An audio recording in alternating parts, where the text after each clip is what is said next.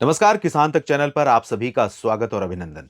मैं हूं देवेंद्र त्रिपाठी। दोस्तों, ऋतु बदलने का अब समय आने लगा है और भारत के ऊपर मौसम जिस तरह का नजर आ रहा है, वो कह सकते हैं कि एक संकेत भी देने लगा है। इस वीडियो में हम बात करेंगे अगले 2 सप्ताह के दौरान लगभग जो पहला पखवाड़ा है फरवरी महीने का, इस दौरान मौसम में क्या कुछ तब्दीलियां हो सकती हैं? क्या अभी भी पश्चिमी विक्षोभों के आने का सिलसिला जारी रहेगा? और जारी रहेगा तो भारत के किन भागों पर इसका प्रभाव हमें नजर आ सकता है और इसके अलावा और क्या-क्या परिवर्तन हो सकते हैं।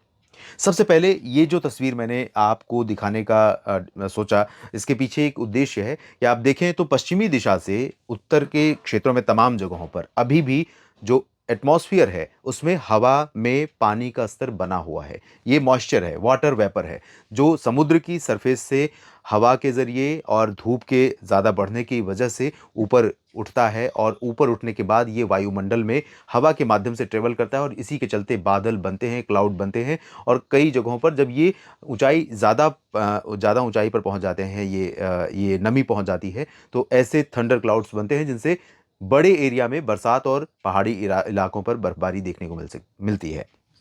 ऊपर की तरफ भी है और नीचे की तरफ भी है। नीचे की तरफ दक्षिण भारत के क्षेत्रों पर, या दक्षिण भारत नहीं कह कर के मैं इसको इस तरह से कहूँगा कि जो भूमध्य रेखा का ऊपर का हिस्सा है, भारत के करीब का हिस्सा है, यहाँ पर एक्टिविटी बढ़ने वाली है। यहाँ पर संभावना ये है कि जो लगभग कह सकते हैं कि तीसरा सप्ताह होगा फरवरी का, उसके एंड में लगभग 20 फरवरी के आसपास, 18-20 फरवरी के आसपास एक स्ट्रॉन्ग वेदर सिस्टम यहाँ पर बनने जा रहा है। जो हो सकता है कि लो प्रेशर बने या वेलमार्ग लो, गहरे कम दबाव का क्षेत्र, या डिप्रेशन, डीप डिप्रेशन बने। साइक्लोन अभी मैं बिल्कुल नहीं कहूँगा, क्योंकि अभी बहुत लंबा समय है, लगभग 15 दिन का समय है और उससे साइक्लोन बोलने का मतलब है कि एक रिस्पॉन्सिबिलिटी है, एक जवाबदेही है। साइक्लोन से तमाम तरह की चीज़ें, जब साइक्लोन की कैटेगरी में कोई सिस्टम आ जाता है, तो सरकारी एजेंसियों को अपनी तैयारी शुरू कर देनी होती है। और कोस्टल एरियाज़ पर आप जानते हैं साइक्लोन आते हैं तो तबाही मचती है, कई बार बहुत नुकसान पहुँचता है, उसके लिए जो प्रिपरेशन है वो करनी होती है। तो अभी फ़िलहाल ऐसा नहीं है, लेकिन लग रहा है कि एक सिस्टम बनेगा स्ट्रॉन्ग और उसका प्रभाव भारत के ऊपर भी हमें तीसरे सप्ताह के एंड एंड में, यानी लगभग 22, 23, 24 फरवरी के आसपास या 25 फरवरी के आसपास दिखाई पड़ सकता है।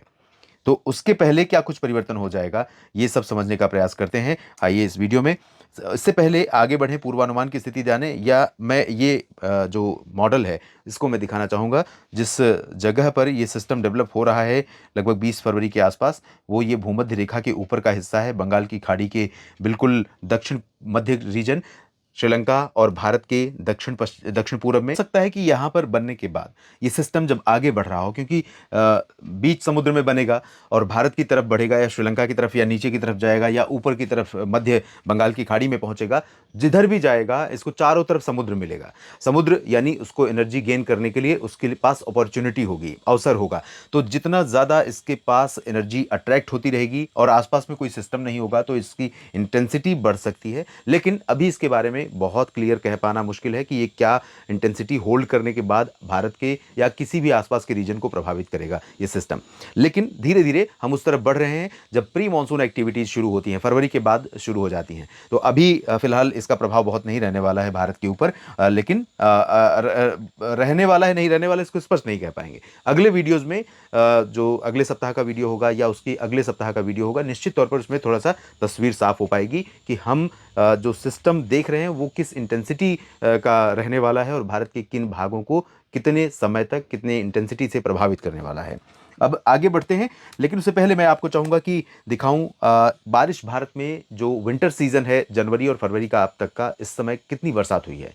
बारिश को मेट डिपार्टमेंट के द्वारा कई कैटेगरीज में, कई श्रेणियों में बांटा गया है। एक तो है मुख्य वर्षा का ऋतु, वर्षा का सीजन, जो जून से सितंबर के बीच है, 4 महीनों का, 1 जून से 30 सितंबर, और उसके बाद सितंबर के बाद अक्टूबर, नवंबर और दिसंबर, ये 3 महीने जो हैं ये पोस्ट मानसून के हैं। तो दूसरी कैटेगरी हो गई। तीसरी जो इस समय चल रही है श्रेणी, और ये है विंटर रेन का, जनवरी और फरवरी। इसके बाद अगली आएगी चौथी कैटेगरी, 4 श्रेणियों में बांटा है मुख्यतः। चौथी श्रेणी में है मार्च, अप्रैल और मई, ये 3 महीनों का सीजन, जिसे हम प्री मानसून कहते हैं। तो मानसून 4, प्री और पोस्ट 3-3 महीने के, और 2 महीना विंटर का। तो ये विंटर रेन जो होती है भारत में, बरसात बहुत ज़्यादा नहीं होती है, लेकिन जितनी होती है उसकी लगभग 36% कम बरसात हुई है। अगर भारत में पूरे भारत का आंकड़ा देखें तो 20.6 होनी चाहिए, 13.2 हुई है। अंडमान और निकोबार इटसेल्फ कह सकते हैं डेफिशिएंट है 71% से। इसके अलावा आप आंध्र प्रदेश में देख सकते हैं 79% की कमी है, तेलंगाना में 99% कम बरसात हुई है, गोवा में 100% डेफिशिएंसी है। इस एक महीने 4-5 दिनों के दौरान बिल्कुल बरसात नहीं हुई है। 96% डेफिशिएंट है महाराष्ट्र में 5 मिलीमीटर होती है और कुछ नहीं हुई है यहाँ पर बारिश। और गुजरात में नहीं होती है बरसात, यहाँ पर जो होती भी है बिल्कुल ना के बराबर है अभी। 99% की कमी छत्तीसगढ़ में है और उड़ीसा में 100%, झारखंड में 100% डेफिशिएंट है, पूर्वोत्तर में भी पूरा, और बिहार, पश्चिम बंगाल, इन सभी भागों में लगभग 100% की कमी बरसात में यहाँ पर बनी हुई है। उत्तर प्रदेश, मध्य प्रदेश, इन दोनों राज्यों में भी बरसात में कमी है, लेकिन यहाँ पर 24% की कमी उत्तर प्रदेश में है और लगभग 17% की कमी, 47% की कमी मध्य प्रदेश में है। और राजस्थान सरप्लस है, पंजाब और हरियाणा सरप्लस हैं, दिल्ली सामान्य है और उत्तराखंड, हिमाचल यहाँ पर सामान्य है और लद्दाख में सामान्य से अधिक बारिश हुई है। जम्मू कश्मीर में 26% की कमी है। तो जो मैं शुरू से ही बात कर रहा था कि अक्टूबर में बिल्कुल WD का प्रभाव नहीं दिखा, नवंबर और दिसंबर भी ऑलमोस्ट सूखे गए हैं।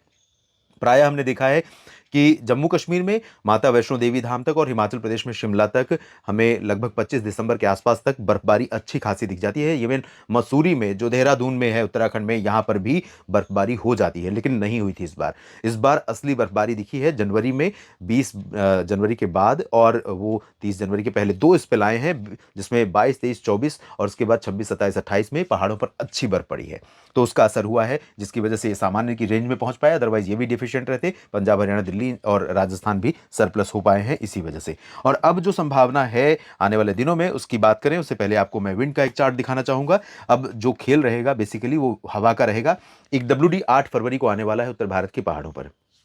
जब ये सिस्टम यहाँ पर पहुंचेगा, उससे पहले भी मैदानी भागों में, पंजाब हो, राजस्थान या हरियाणा, दिल्ली, उत्तर प्रदेश और मध्य प्रदेश, बिहार तक, ये कई क्षेत्र ऐसे होंगे जहां पर पश्चिमी दिशा से बादल धीरे धीरे पहुंच रहे हैं और ये पहुंचते रहेंगे, ऑन एंड ऑफ बादल आते रहेंगे। लेकिन मेनली क्या रहेगा कि इन सभी क्षेत्रों में अधिकांश भाग, यहां तक कि तेलंगाना और तमिलनाडु, आंध्र प्रदेश और कर्नाटक तक, इधर बिहार, झारखंड तक, इधर पंजाब, हरियाणा तक, इधर राजस्थान, गुजरात, यानी एंटायर रीजन में मोस्टली ड्राई और क्लियर वेदर रहेगा। जो बादल आते रहेंगे उनसे बरसात की कोई संभावना नहीं नजर आ रही है। तो बादल तो आते रहेंगे और हवाएं बीच बीच में बदलेंगी। जो 8 फरवरी को सिस्टम आ रहा है WD के रूप में, वो पहाड़ों पर बर्फबारी देगा कई जगहों पर 8, 9 और 10 में, और 9, 10 में अच्छी क्लाउडिंग पंजाब के और हरियाणा के उत्तरी जिलों, दिल्ली और उत्तर प्रदेश के पश्चिमी और तराई वाले जिलों पर बन सकती है। तो यहाँ पर पंजाब में अमृतसर से लेकर के या तरन तारण से लेकर लुधियाना, पटियाला के बीच में, और राष्ट्रीय राजधानी दिल्ली तक, और साथ में इधर लखनऊ और बहराइच, गोंडा बस्ती, कुशीनगर, देवरिया और जो मधुबनी और चंपारण का रीजन है बिहार का उत्तरी हिस्सा, यहाँ तक हमें 9 और 10 के बीच में, 8, 9 में इधर उत्तर के क्षेत्रों में और 9, 10 के इधर के रीजन में कुछ बादल ऐसे दिखाई पड़ सकते हैं, या ऐसे बादल यहाँ पर पहुंच सकते हैं जिनसे बरसात की संभावनाएं बन सकती हैं। पॉसिबिलिटी बहुत रेयर है, चांसेस ड्राई रहेगा। मोस्टली ये हवा अगले 2-3 दिन रहेगी और उसके बाद बीच बीच में दक्षिण की हवाएं बंगाल की खाड़ी के माध्यम से और अरब सागर के माध्यम से ऊपर की तरफ पहुंचती रहेंगी। तो इसके कारण यहाँ पर थोड़े बहुत क्लाउड रहेंगे और टेम्परेचर मध्य भारत तक अब बहुत तेजी से राइज करेगा। मध्य भारत में, खासतौर पर मध्य प्रदेश, महाराष्ट्र, गुजरात और आसपास के छत्तीसगढ़, उड़ीसा के रीजन में दिन का तापमान इन सभी भागों में साफ मौसम, शुष्क मौसम होने के कारण ऊपर की तरफ जाएगा। ये एक कंसर्न रहेगा तमाम जगहों पर किसान साथियों के लिए, क्योंकि बरसात नहीं होना, कम होना, उसमें टेम्परेचर का समय से पहले बढ़ना, ये निश्चित तौर पर चिंता का विषय रहेगा। लेकिन उत्तर की जो हवाएं हैं, ये जब भी उधर से रफ्तार पकड़ेंगी, टेम्परेचर में गिरावट हमें देखने को मिलेगी और इस टेम्परेचर को लगाम लगाने का काम ये उत्तर की हवाएं करेंगी, जो पहाड़ों पर गिरी बर्फ की ठंडक लेकर अपने साथ ट्रेवल कर रही हैं नीचे की तरफ। बारिश की संभावनाएं एक बार इस चार्ट में देख लेते हैं। अगले 15 दिनों की संभावनाओं की बात करें तो पहाड़ों पर ही कुछ कुछ संभावना है, अरुणाचल प्रदेश से लेकर इधर कश्मीर तक, और नीचे की तरफ भी बहुत रेयर चांसेस हैं। तो मोस्टली भारत में अगले 15 दिनों के दौरान ड्राई वेदर ही संभावित है, टेम्परेचर का ही उतार चढ़ाव रहेगा और इसी का सबसे अहम रोल हमें दिखाई पड़ेगा, टेम्परेचर का ही, कृषि के लिए भी और सामान्य जनजीवन के लिए भी। इस वीडियो में अभी इतना ही। आप बने रहिएगा लगातार हमारे साथ। जानकारियाँ ठीक लगती हैं तो वीडियो को लाइक और शेयर करना ना भूलें। कमेंट में अपनी बात लिखिए, अपने क्षेत्र के मौसम का हाल भी लिखिए, साथ में कृषि की जो आपकी फसलों की स्थिति है, चाहे वो फूड ग्रेन्स हो या बागवानी हो या कोई भी कैश क्रॉप हो, उन सभी की स्थिति क्या है, उनका प्रभाव, उन पर मौसम का प्रभाव, जो वर्तमान समय में मौसम आप अनुभव कर रहे हैं उसका प्रभाव कैसा रह रहा है, ताकि हम और बेहतर ढंग से मौसम की जानकारी आपकी खेती की स्थितियों को ध्यान में रखते हुए तैयार कर सकें। सभी किसान साथियों का, सभी मित्रों का हमारे साथ जुड़ने के लिए बहुत बहुत शुक्रिया। जानकारी ठीक लगे तो वीडियो को लाइक और शेयर करिएगा। धन्यवाद। अगर ये वीडियो आपको पसंद आया है तो इसे लाइक जरूर करें। अगर चैनल अभी तक सब्सक्राइब नहीं किया है तो कर लें और नोटिफिकेशन पाने के लिए बेल आइकन भी दबा दें।